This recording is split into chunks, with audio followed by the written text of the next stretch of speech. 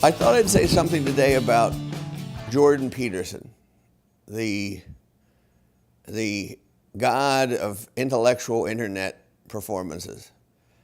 I thought it was time for me to say something about him since I probably will have between 8 and 10 listeners, and he has about 2.5 million whenever he talks. I thought it was a fair exchange, and I'm sure he'd be terribly interested in to hear what I say about him.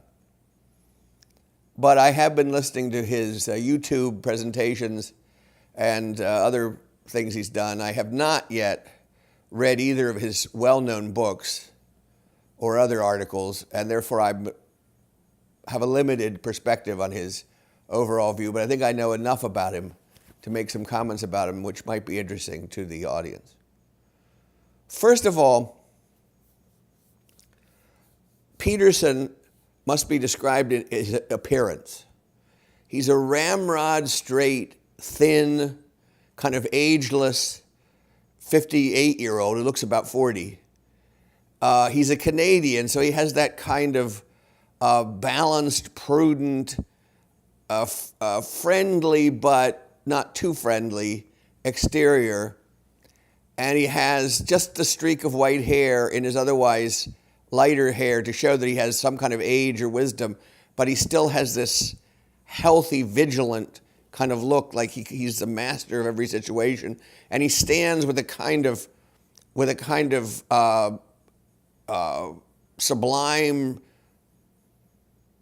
and assured rigidity in front of his female interlocutor, which is very commonly the case during an interview. And the very presence of the female interlocutor, whether she's a journalist or a psychologist or an intellectual of some kind, however she's, is that we already see the Peterson male persona, the defender of the politically incorrect male position in the social debate, and somehow this is brought out so beautifully by the female presence. So it's a kind of dramatic formula of his interviews, and his audience takes great delight in what they see as a battle between the female presence and his, courageous, unflinching answers to all, conceivable questions. Now, so this is his physical and moral presence, and it's impressive, and he's very comfortable with his own opinions, which is very important in dialectic. And in one interview, very famous interview, he's speaking to a Channel 4 newscast woman, an attractive, intelligent woman. Channel 4 must be in Toronto. I'm not sure she has a British accent. I'm not quite sure where it's set.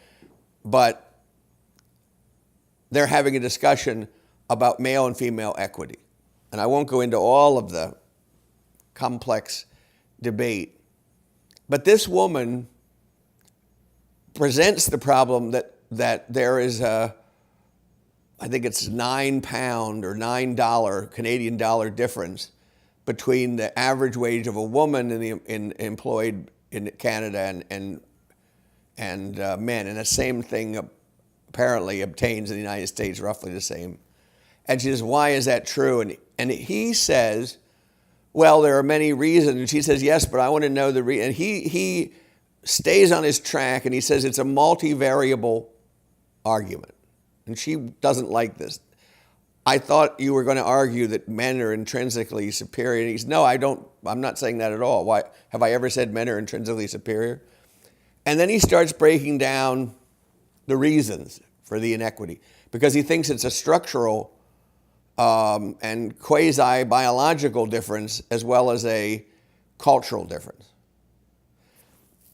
He says, for one thing, women are more amiable, sociable, willing to please, willing to bend, and they learn this somehow in their life, and it's something that they derive a pleasure from.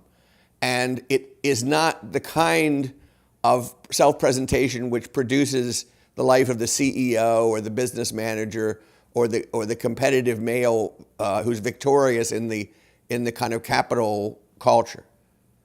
And she then says, yes, but that's not fair. You're saying women are passive. He said, I'm not saying anything. I say women tend to do this. I said any individual woman could do the opposite and therefore succeed. And she says there's only 7 women CEOs out of the 100 of the top companies in the world. And he said, well, that's what we're discussing, why that's true. And by the end of the argument, he's made the argument from evolutionary biology that even the lobsters and the crustaceans who have an analogous hormonal chemical structure to us, even though they're so primitive and they've been around 1/3 of a billion years, he says that if we look at the serotonin and other chemicals, we can see how their pods or groups are represented in a hierarchy, male and female, aggressive and unaggressive, dominant and non-dominant, almost exactly like a human chain or human social figure. And this is something so primitive that it couldn't possibly have a conception of order or hierarchy, that it has to be spontaneous or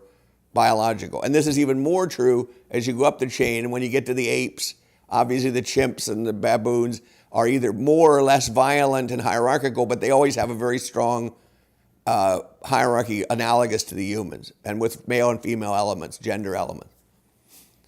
And they go back and forth, they go back and forth. He makes arguments of an evolutionary nature, of a sociological nature. He uses statistical analysis. He uses clinical psychology. He is a clinical psychologist. And he uses his own experience and data.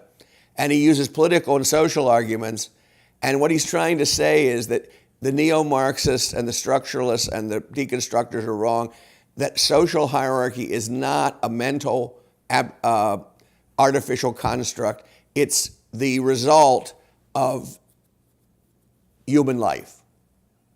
It's the result of the human nature and experience over time. Okay. The sad part of the interview is that the woman who's interviewing him, though she's bright and energetic, has no conception whatsoever of his style of dialectical argument, of his kind of quasi-Socratic attitude, where you have to take into account each variable causal problem. And he even admits that maybe 10 or 20% of the problem is male self-interest being preserved consciously against female inroads. But that's a very small part, he says, of the total cause and effect of this arrangement socially.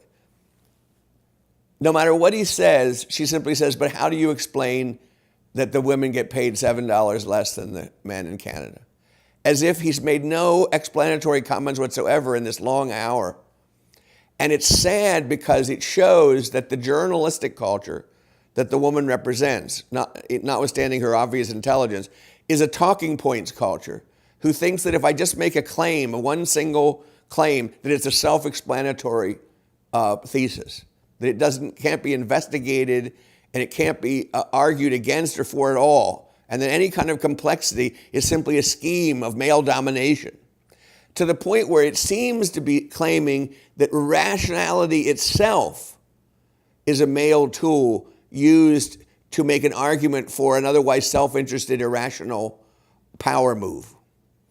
Now, he admits that power is part of the desire of the male and some certain females, and that their desire for power may lead them toward positions in the hierarchy of a superior role. But he also says that competence is as important a part of it. What constitutes competence and willing to work and concentration and attention to the design of the company or of the institution is something that males have predominantly done. The 80-hour work week, the total obsession, the willingness to give up the benefits of family and other social affections is something that women have not done on the same scale.